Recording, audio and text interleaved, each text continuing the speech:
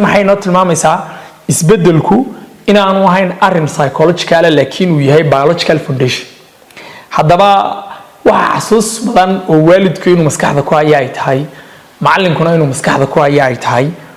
waa xawaaraha lagu kala duwan yahay tusaale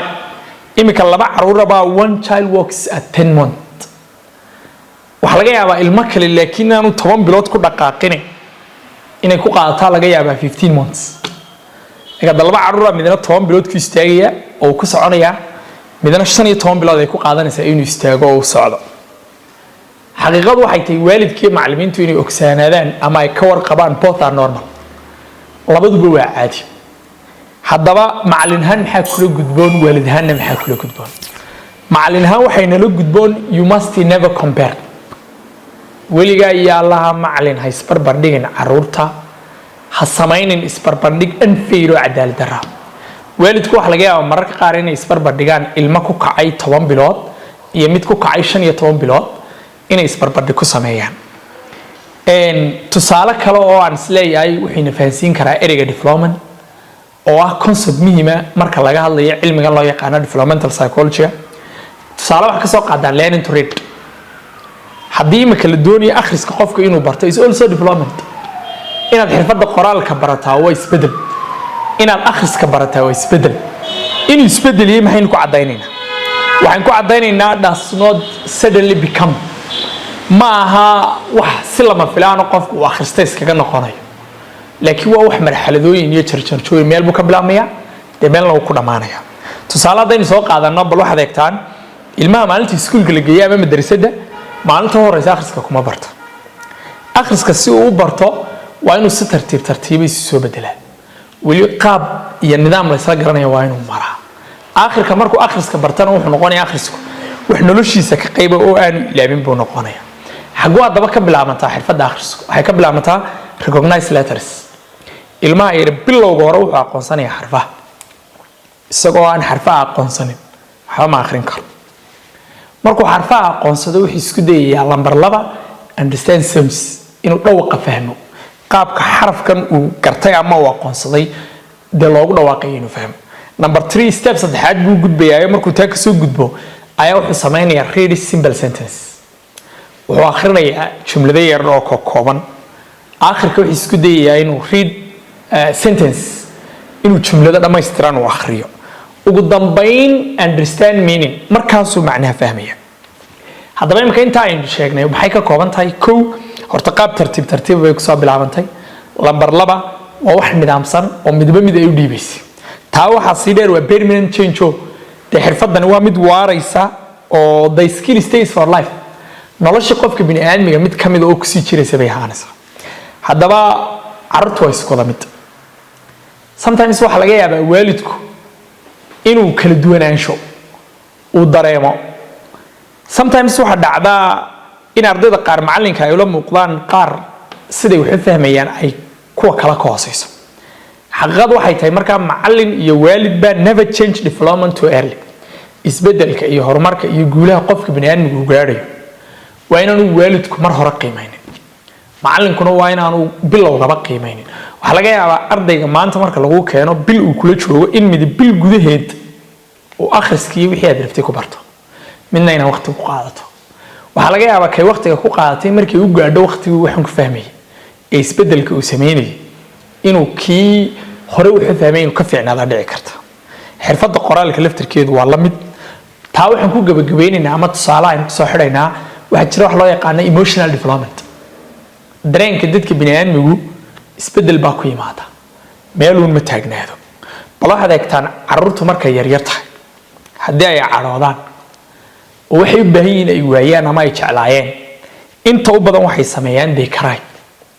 dareenkooda waxay ku cabiraan oohin oo way ooyaan laakiin ilmuhu markuu koro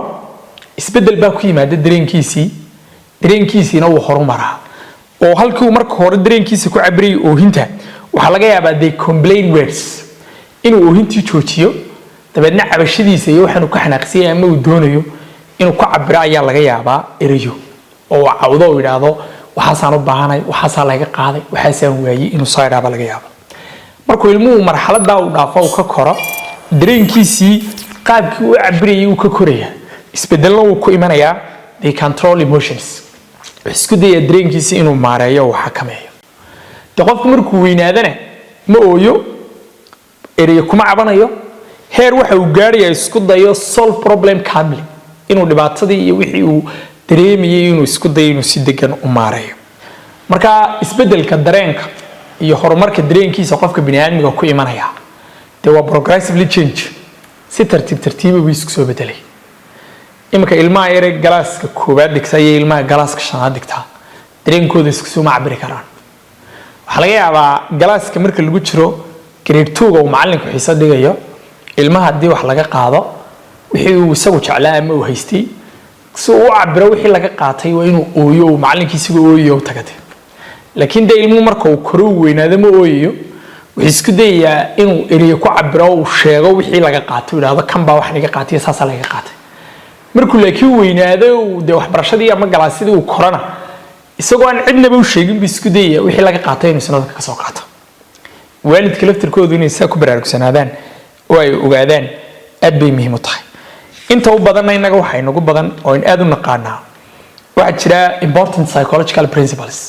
waalidkuna inay ogaada ay tahay macallimiintuna inay ogaada ay tahay waxa la yiraahdaa development is not a competition isbedelka iyo horumarka qofka bini'aadmigu sameeyo tartan ma waa maxay waa safar iyo hayaan safarka iyo hayaanka hadaba macallinahan maxay kula gudboon waalidahana maxay kula gudboon some students develop fast macallin ardayda qaar baa horumar degdeg ah gaaray oo wixii aad u dirtay degdeg u fahmaya shaqadii aad u baahnayd in la qabto waqtigii loogu talagalay ku qabanaya halka some develop slowly qaarkood ay si tartiib ama ayar ama waqti ka badan kaasi intuu ku qabtay ay u baahan yihiin laakiin they all can develop ama goor hore horumar ha gaaro ama goor dambe horumar ha gaareen dhammaantood inay horumar gaarayaan oo isbedelayaan waa wax nolosha qofka bini'aadmiga ku jirto muhiim marka inaan u samirno inaga doorkeena waalidnimo iyo doorkeena macallinimo waa maxay your role is not to compare inaga waalidahan doorkeenu maaha inay ilmaha kala barbar dhigno oo ilmo 10 bilood ku istaagay iyo ilmaha iyo 5 bilood ku istaagay inaad barbar dhigto roolka adigu aad leedahay ma aha macallin ilmaha aad xirfadda qoraalka ama akhriska barayso haddii uu ilmana 3 bilood ugu horeeyay uu kula joogo akhriska ku barto qoraalkiina ku barto midna ay waqti ku qaadatay inuu qoraalkii akhriska ku barto doorkaaga macallinnimo ma aha inaad isbarbar dhigto labada ilmo ama labada arday aad adigu mas'uulka ka tahay your role is to guide the journey laakiin roolkaagu wax weeyaan inaad hagto hanuuniso safarka ay bilaabayaan ardaydeena imika waxaan doonayaa bal inaan ka hadalno ama aynu bal waxay ka yara tilmaamno dimensions of development dadka bini'aadmigu dhinacyada ay isbedelka ka sameeyaan afar dhinac baa ugu waaweyn meesha ugu horeysa qofka bini'aadmigu isbedel iyo horumar uu ka sameeyo waa physical development qofka bini'aadmiga waxa ku dhaca maalintuu dhasho ilaa intuu ka gaboobayo de isbedel jireed oo muuqda oo la arko oo cid walba ay aragto ayaa ku dhaca sidoo kale waxa ku dhaca wax loo yaqaan cognitive development